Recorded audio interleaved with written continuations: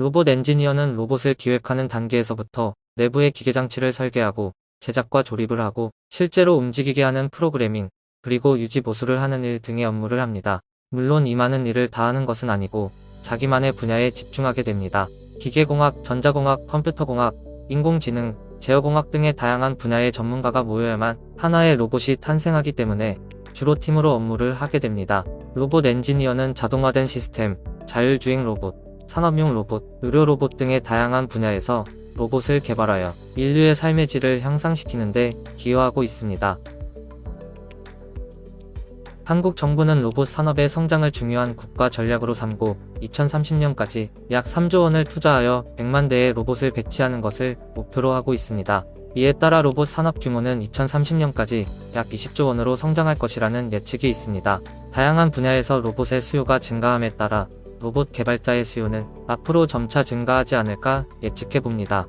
여기부터는 개인 의견인데 몇 년 전부터 인공지능이 큰 유행을 타면서 머신러닝 엔지니어, 인공지능 개발자의 수가 매우 많아졌는데요. 그 유행에 따라 대학교에서도 관련 학과가 계속 신설되고 있습니다.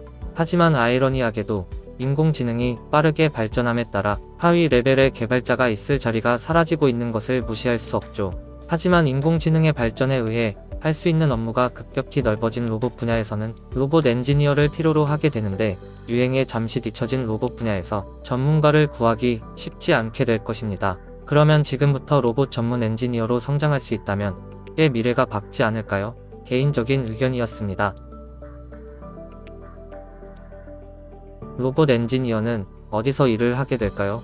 크게 4가지 형태로 분류해 보았습니다. 첫째는 대학교 연구실 혹은 연구소입니다. 주로 연구와 실험을 주 업무로 합니다.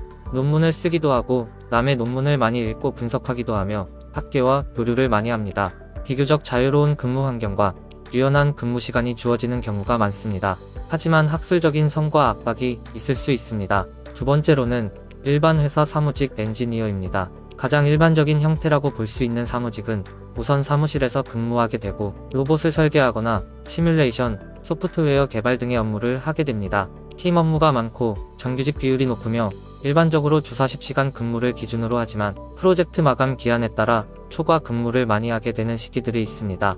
회사마다 분위기가 많이 다르지만 최근에는 유연근무제, 주 40시간, 간식 제공 등의 복지 제도를 활성화하는 분위기가 많이 있습니다.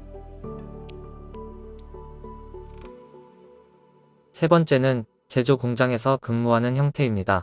제조 공장에서는 주로 산업용 로봇의 유지보수, 조립 업무를 하게 됩니다.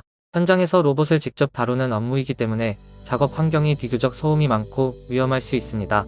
교대 근무가 있기도 하고 정규직 비정규직 비율이 다양하게 있습니다. 현장에서 즉각적으로 문제를 해결할 수 있는 빠른 문제 해결 능력이 필요한 분야입니다. 마지막으로는 스타트업 형태입니다. 스타트업은 사무직의 범주 안에 들어가기는 하지만 조금 다른 점이 있다면 정해진 조직도 안에서 정해진 업무를 수행하기 어렵다는 것입니다.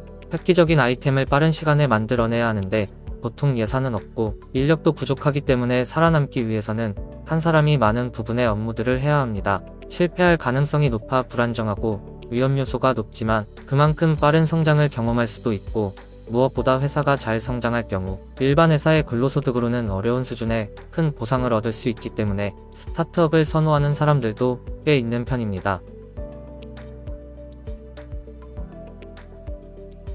로봇 엔지니어는 임금과 복리후생 수준이 다른 직업에 비해 높은 편으로 집계됩니다. 근무 시간은 짧은 편이고 정신적, 육체적 스트레스는 상대적으로 낮은 수준이라고 합니다. 이 부분은 개인마다 다르게 느낄 것이라고 생각됩니다. 전문 지식이 있어야 업무를 할 수 있고 취업 이후에도 계속 공부를 해야만 살아남을 수 있는 분야입니다.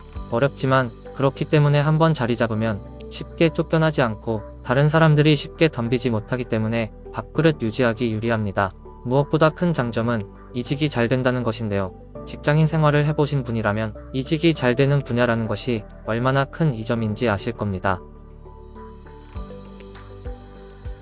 로봇 엔지니어라는 직업의 장점은 기전과 환경에 있습니다. 로봇의 수요가 계속 증가하고 있고 로봇 활용 분야 또한 끝없이 넓어지고 있기 때문에 로봇 엔지니어가 있을 곳이 많아지고 있습니다. 대부분의 로봇 개발자는 추울 때 따뜻하고 더울 때 시원한 곳에서 일합니다. 앞에서 말씀드린 것처럼 이직이 쉽고 직업 수명이 긴 편이고요. 엄청나게 높은 급여를 받지도 않은 적절히 먹고 사는 수준의 급여를 받습니다. 최첨단 기술을 다루기 때문에 계속해서 도전하고 공부해 나가야 하는데, 이러한 분위기 때문에 다른 분야에 비해서 꼰대가 비교적 적은 편입니다. 고도의 전문 지식이 요구되고 끝을 알 수 없는 성장통을 겪게 되는데, 그렇기 때문에 못 버티고 나가 떨어질 수도 있고, 잘 버티게 되면 안정적이고 직업적 자부심을 갖게 되는 양날의 검을 갖는 직업이고요. 업무에 끝이 없어서 한번 프로젝트에 잘못 엮이게 되면 라이프가 완전히 붕괴되는 단점도 가지고 있습니다. 오늘은 로봇 엔지니어가 일하는 근무 환경에 대해서 알아봤습니다. 다음 시간에는 로봇 엔지니어라는 직업을 갖기 위해서 어떤 노력을 해야 하는지, 어떤 사람들이 도전하면 좋은지에 대해서 알아가는 시간을 갖겠습니다.